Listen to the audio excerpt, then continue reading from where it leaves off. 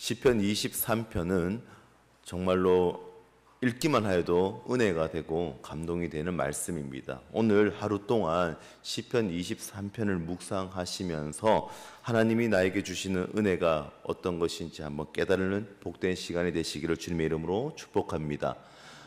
생명의 산 큐티를 하시다 보면은 22편까지는 하나님이라는 단어가 많이 나옵니다. 그런데 23편부터는 여호와 나의 목자라는 말씀이 이제 나오게 됩니다. 사실은 하나님의 이름은 우리가 정하는 거죠. 인간이 정하는 겁니다. 하나님은 스스로 있는 자이시기 때문에 우리는 하나님의 이름을 이름 안에 가두는 경향이 조금 있습니다. 출애굽기 6장 2절에서 4절까지 말씀을 보시면 하나님이 모세에게 말씀하여 이르시되 나는 여호와니라 내가 아브라함과 이삭과 야곱에게 전능의 하나님으로 나타났으나 나의 이름을 여호와로는 그들에게 알리지 아니하였고 가나안 땅 곧 그들의 고려하는 땅을 그들에게 주기로 그들과 언약하였더니라고 되어 있습니다. 여호와 하나님은 언약의 하나님이시고 약속의 하나님이시라는 것을 알고 가시면 좋을 것 같습니다. 여호와 야훼 하나님은 언약의 하나님이시고 약속의 하나님이십니다. 할렐루야. 약속의 하나님을 믿고 우리는 나아가는 존재입니다. 그래서 여호와 나는 스스로 있는 자, 약속의 하나님, 언약의 하나님이시다라는 것을 알고 오늘 다윗은 여호와 나의 목자시니 내게 부족함이 없으리로다 라고 말씀하고 있습니다. 나의 목자라는 것은 나의 왕, 나의 주라는 의미를 가지고 있지요. 나의 여호와, 나의 하나님. 이 말은 이제는 다윗이 인격적으로 그쪽에 옛날에 조상의 하나님이 아니었다. 쉽게 이야기해서 이현대 목사의 하나님이 아니라 이제는 나의 하나님이다라는 것을 체험하는 겁니다. 저 멀리 있던 하나님이 아니라 지금 나와 함께 하시는 나의 목자 되시는 하나님을 말씀하고 있는 것입니다. 저는 여러분들이 이 시간 가운데 저 멀리 있는 우리 담임 목사님의 하나님이시지, 우리 장로님의 하나님이시지, 내가 체험하고 내가 경험하는 오늘 나의 하나님이 되는 복된 시간이 되시기를 주님의 이름으로 축복합니다. 오늘 말씀을 읽으시면서 저 멀리 있는 분이 아니십니다. 여호와는 지금 이 자리에 내 안에 계시고 우리 직장에 계시고 우리 가정에 임재하는 경험을 고백하는 믿음의 우리 성도들이 되시기를 주님의 이름으로 축복합니다. 그러한 관계를 인식하시고요, 하나님을 그런 존재로 우리는 기억하셔야 합니다. 그런데 1절을 기억해야 되는 것은 나의 목자라고 고백을 합니다. 나의 목자. 목자가 있다면 무엇이 있어야 될까요? 양이 있어야 됩니다. 여러분, 양의 이미지는 어때요? 이미지는 또 우리 권사님처럼 순박하시고 또 우리 권사님처럼 이미지가 착한 이미지에다가 그리고 하얗게 뭔가 모르게 귀여운 동물로, 착한 동물로, 순박한 동물로 우리는 기억하고 있습니다. 우리 새벽이지만 살짝 옆을 보시면 당신은 양 같습니다. 시작. 당신은 양 같은 존재입니다. 시작. 네. 자, 이제 다시 저를 집중하시기 바랍니다. 중동에서는 가장 상스러운 무례한 욕이라고 할까요? 그 말이 당신은 양 같은 놈이야 라는 거랍니다. 왜냐면요, 제가 설명을 좀 해드릴게요. 양은요, 어떠한 동물인지는 잘 알고 계셔야 합니다. 양은 절대로 고개를 빳빳하게 드는 경우가 없습니다. 양은 늘 아래를 봅니다. 왜 그럴까요? 바닥을 보는 이유가 눈이 근시라서 위를 보지 못한다고 합니다. 그래서 밑을 보고 있고요, 늘 예민한 성격을 가지고 있고 양은 소심한 성격을 가지고 있습니다. 또 양은 얼마나 고집이 센지요. 그리고 걸음이 느립니다. 다리가 짧아서요. 그리고 양은요, 덩치는 크고 다리는 짧고 아래 위가 있고 그 다음에 또 밑에 위가 있어서 꼬꾸라치면은 자기 혼자 위가 역류되어서 죽을 수밖에 없는 존재입니다. 그래서 잃어버린 양이 중요하다라고 이야기하는 것이 바로 그러한 것 때문입니다. 그리고 먹을 때에 위 때문에 되새김질을 계속하게 되는 것이죠. 그리고 절대로 양은요, 잃어버렸을 때 양은 스스로 진돗개처럼 집에 찾아오지 못합니다. 그래서 우리는 목자인 여러분들, 구역장님이거나 리더이신 분들은 자기 구역원에서 혹시라도 잃어버린 양처럼 한 영혼이 걔는 왜 이렇게 빨리 훈련 안 받고, 왜 이렇게 교회 생활 제대로 못하고, 왜 우리 아들은, 우리 손녀는, 우리 손자는 왜 이렇게 빨리 하나님의 자녀로서, 백성으로서 신앙생활을 못할까라고, 이게 아니라 기다려주는 목자의 심정으로 우리는 걸어가야 됩니다. 왜냐하면요, 양은 걸음걸이가 느리기 때문입니다. 자, 그리고 나서 또 양은요, 단단한 음식을 먹지 못합니다. 왜요? 이빨이 약하기 때문입니다. 그리고 또 이빨이 약하니까 다른 동물을 공격할 수 없는 거예요. 자, 양은 어떠한 존재인지 아시겠지요? 양은요, 누군가의 도움 없이는 살아갈 수 없는 존재입니다.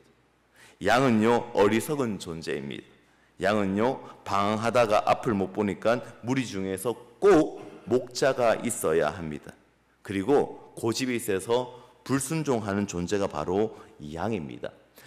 이사야 53장 6절에 우리는 다 양 같아서 그릇 행하여 각기 제 길로 갔거늘 여호와께서는 우리 모두의 죄악을 그에게서 담당시키셨도다. 할렐루야. 우리는 양 같은 존재입니다. 우리 다시 인사하겠습니다. 아까는 죄송했습니다. 우리는 목자의 마음으로 양 같은 존재, 우리 모두가 양이기 때문에 이해하셔야 됩니다. 양은 그러한 존재입니다. 그렇다면 오늘 다윗이 이렇게 나의 목자라고 하고 자기는 양이라고 하였습니다. 그리고 그 1절에 내게 부족함이 없다라고 했어요. 부족함이 없다라는 것은 내가 질과 양, 부피에 따라서 물이 부족하다라는 그 의미가 아니라, 먼저 결론을 말씀드리면 하나님의 임재로 가득 차서 부족함이 없다라는 것을 다윗은 말씀하고 있는 거예요. 자, 그렇다면 다윗의 일대기를 제가 한번 잠깐 설명을 해드리겠습니다. 다윗이라는 이스라엘 백성, 유대인들, 히브리인들에게도 다윗은 왕 중의 왕입니다. 그런데 여러분도 잘 아시겠지만 다윗은 대단한 인물이시요. 그렇다면 다윗이 어떠한 환경 속에서 어떠하게 살았습니까? 다윗은 어릴 때에 양을 치는 목자였습니다. 사무엘이 하나님의 기름 부음 받은 그 다윗을 찾으러 갔는데 집에는 누가 있었어요? 형제들만 있었고 다윗은 저 멀리 광야에서, 사막에서 양을 치는 존재였단 말이에요. 그렇다면 이 말은 무슨 말이냐면은 양을 친다라는 것은 그 당시에 죽어도 상관없는 존재였어요. 즉 가족 중에서, 형제 중에서 불화가 있었다로 보시면 됩니다. 가정의 불화, 다윗은 관계가 좋지 않았고 심지어 지금으로 따지면 왕따를 당한 것처럼 보여집니다. 그리고 가정의 그림이 그렇게 썩 좋지가 않지요. 그리고 두 번째는 다윗은 사울의 사위가 됩니다. 그런데 중요한 것은 사울 왕에게 질투로 통하여서 장인어른에게도 사랑을 받지 못해요.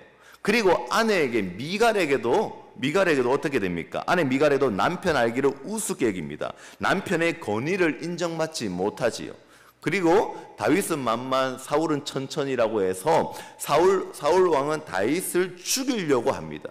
그리고 자기까지 보내고 창까지 던지지요. 그런데 다윗은 끝까지 참고 인내합니다. 물론 신앙적인 여러 가지 상황도 있었겠지만 참고 있습니다. 그런데 다윗은 또 어떻게 됩니까? 다윗 왕이 되었을 때에, 여유로울 때에 우리아의 아내 바세바를 건드리게 됩니다. 자, 이것은 무슨 말이에요? 쉽게 얘기해서 불륜을 저지른 거예요. 불륜을 저지른 거죠. 그때 생긴 아기가 또 죽게 되죠. 그러면서 그 자식을 가슴에 품게 되고 묻게 되는 그런 아픔을 또 겪게 됩니다. 그리고 자기 아들 암놈의 배다른 여동생 다말을 또 겁탈하게 되면서 이에 분노한 다말의 그 오빠가 압살론이죠. 압살론이 암논을 막 죽이려고 합니다. 이에 자식들의 싸움이 일어나는 거죠. 그런데 다윗은 그때의 자식들의 싸움에서 건들지 않습니다. 마치 자기의 삶을 보는 것처럼 보였겠지요. 그리고 압살론은요, 그때 왕권을 겁탈하기 위해서 쿠데타, 반역을 일으키기도 합니다. 그리고 다윗은요 피난길에도 올라가게 됩니다. 아비멜렉 왕에게 아비멜렉에게 도망을 다니면서 그 공격의 왕에게 도망을 다니면서 끝까지 자기는 미친 척을 하는 경우도 있었습니다. 그것이 바로 오늘 23편은 아니지만은 뒤에 보시면은 34편에 보시면은 뒷장을 넘기시면은 34편, 시편 34편에 다윗이 아비멜렉 앞에서 미친 채 하다가 쫓겨나서 지은 시라고 되어 있습니다. 여러분 성경책에. 그리고 34절, 10절을 보시면 10절입니다. 34절 10절입니다. 제가 읽어드리겠습니다. 다 같이 한번 읽어볼까요? 시작. 젊은 사자는 궁핍하여 줄일지라도 여호와를 찾는 자는 모든 좋은 것에 부족함이 없으리로다. 아멘. 똑같이 24편에 지금 3편에 나왔던 말씀처럼 부족함이 없으리라고 말씀이 나오고 있습니다. 이 말씀을 읽어보면은 10절을 읽어보시면 이 부족함이 없다라는 것은 뭔가 내가 환경적으로 부족함이 없다라는 것이 아니라 하나님의 임재가 내가 미친 척을 하고 그 환경 속에서도 하나님의 부족함, 하나님의 임재가 부족함이 없다라는 것을 여러분들 알게 됩니다. 즉 오늘의 23편의 1절의 말씀도 주님께서 여호와께서 나의 목자 되시니까 나는 부족함이 없다. 여러분, 여러분의 삶 속에 다윗처럼 얼마나 힘겨웠습니까? 어려웠습니까? 그러나 여러분들 다윗 앞에서는 여러분들 명함도 못 내밀 겁니다. 다윗은요 우여곡절이 얼마나 심했습니까? 그런데 다윗은 중요한 것이 있는데 환경을 바라보지 않았다는 거예요. 다윗은 무엇을 바라보았다고요? 하나님의 임재로만. 자기가 넘어졌지만은 그럼에도 불구하고 주님 앞에 엎드렸고 기도하였고 고백하였고 회개하였고 그리고 주님과 늘 함께 동행하는 것에 몸부림쳤다라는 겁니다. 다윗은 환경이 이래서 내가 미친 척하고 도망자였고 하나님 원망하는 것이 아니라 하나님의 임재 속에서 부족함이 없다라는 거예요. 그리고 다윗은요 지금 나의 목자신이 내게 부족함이라는 이 단어의 그 원형이 미래형으로 되어 있는데 앞으로 나의 삶에 주님 나의 목자 되시니 내가 부족함이 없다라는 것은요 내가 이제 지금도 그렇지만 앞으로의 미래도 하나님의 임재 때문에 나는 부족함이 없다라는 것을 말씀하고 있는 것입니다. 여러분 시편 23편 1절만 읽으셔도요 저는 너무 감동이 되는 거예요. 왜요? 나의 목자 되신 여호와 하나님께서 나와 함께하고 계시니까 나는 부족함이 없다라고 하나님께서 말씀하시는 거예요. 우리 다시 한번 그러한 마음으로 한번 읽어볼까요? 1절입니다. 다 같이 시작. 여호와는 나의 목자시니 내게 부족함이 없으리로다. 아멘. 우리는요 환경을 바라보는 것이 아니에요. 우리는 눈으로 바라보는 것이 아니에요. 어제 담임 목사님의 말씀처럼 사사기 시대에 각자의 소견대로 그때 당시에 왕이 없었으므로 왕이 있었지요. 하나님이셨지요. 그런데 그들은 그 왕을 보지 못하였죠. 왜요? 눈으로 환경을 보았기 때문이에요. 그리고 각자의 소견이라는 이 소견의 단어는 히브리어 아이라고 쓰는데 이 아이는 눈을 말합니다. 사사기 시대의 이스라엘 백성들은 왜 나라가 망했어요? 왜 그때 당시에 하나님이 없다고 생각해서 각자의 소견대로 내 눈에 보이는 대로 살았기 때문에 그런 거예요. 자, 아브라함과 롯도 있었어요. 아브라함과 롯이 있었는데 아브라함과 롯은 헤어졌지요. 그런데 롯은 어디를 보았습니까? 소돔과 고모라를 보았지요. 여러분 결과적으로 따지면요 험악한 그 산지에서 살았던 아브라함은요 믿음의 조상으로 남게 되었고요 소돔과 고모라는 멸망하게 됩니다. 여러분 결과는 심플합니다. 환경을 바라보지 마시고 주님 바라보시고 하나님의 임재를 경험하는 내게 부족함이 없더라. 누구 때문에요? 나의 목자 되시니까요. 왜요? 우리는 양이기 때문입니다. 양 같은 우리의 존재는요 목자를 따라가야 합니다. 자 2절입니다. 2절 한번 보시겠습니다. 그가 나를 푸른 풀밭에 누이시며 실만한 물가로 인도하시는도다. 2절까지만 딱 하겠습니다. 푸른 풀밭 물가로 인도하신다. 여러분 영화를 보시거나 책을 읽다고 또는 그림책을 읽거나 어떤 것을 보았을 때 중동에 광야에서 푸른 풀밭이 있습니까? 실만한 물가가 있어요 없어요? 없어요. 그런데 가끔 가다가 있기도 합니다. 오아시스 같은 곳이 있습니다. 목자는요, 양떼를 몰고 가다가, 목자는 양떼를 몰고 가다가 그 풀밭에 있으면 그 풀밭에 놓입니다. 그런데 풀밭 있구나, 오늘도 잘했다, 며칠 동안 거기서 머물 수 있을까요? 양떼는요, 금방 그 풀을 먹게 됩니다. 그래서 목자는요, 내일 모레 먹을 것까지 걱정하여서 그 풀밭에서 놔두고 또 다른 곳을 찾아야 됩니다. 또 찾아야 되는 거예요. 그리고 쉴만한 물가라는 건 무슨 말이냐면요, 쉴만한 물가는요, 양은요, 흐르는 물에서 물을 먹지 못한다고 합니다. 그래서 양이 까다로운 거예요. 민감하고 센시티브한 거예요. 그래서 우리가 옛날에 개울가라든지 우리가 계곡 가면은 이런 거 있잖아요. 수박을 놔두기 위해서, 시원한 물에 놔두기 위해서 돌로 이렇게 댐처럼 만들잖아요. 물을 모으잖아요. 그런 식으로 목자는요, 그 쉴만한 물가, 그 물을 모으는 거예요. 물을 모으면 물이 이제는 흐르지 않고 그 자리에 있겠지요. 그러면 그때 양을 먹는 거예요. 그런데도 양은요, 민감하고 소심하고 겁이 많아서 먹지를 못한대요.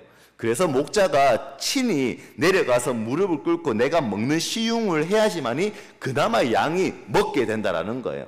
여러분, 목자는 이런 분이세요. 우리의 내일 것까지 먹을 것을 챙겨주시고 우리의 그 길을 예비하시고 그분이 함께 하신다는 것을 여러분 믿으시기 바랍니다. 그 목자가 누구세요? 예수 그리스도라는 거예요.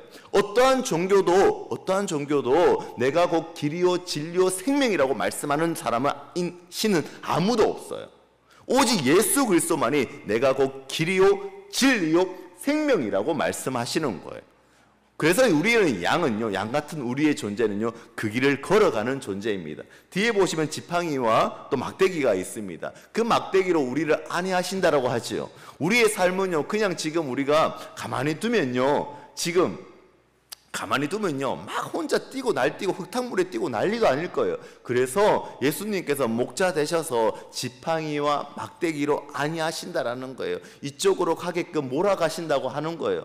그런데 우리는 양 같아서 마음대로 지갈 길을 가고요, 방황하고요, 길을 잃어버리고요, 그 무리에서 이탈하는 경우가 얼마나 많이 있는지 모릅니다. 저는 여러분들이 오늘 이 시간 23편을 묵상하시면서 나는 양 같은 존재이지, 그리고 나의 주님께서 나의 목자 되시지, 그리고 우리의 삶을 책임져 주시지, 감사하며 그 은혜를 감격하는 오늘 하루가 되시기를 주님의 이름으로 축복합니다. 우리는 뭐라고요? 양 같은 존재입니다. 우리는 스스로 그 길을 찾을 수가 없습니다. 진리를 만날 수도 없고 우리는 비천하고 고집불통인 양이라는 것을 기억하시고 오직 나의 주인 되시고 우리의 먹을 것을 책임져 주시고 나의 길을 예비하신 우리 목자 예수 그리스도만 쫓아가는 믿음의 백성들이 되시기를 주님의 이름으로 축복합니다. 기도하시겠습니다.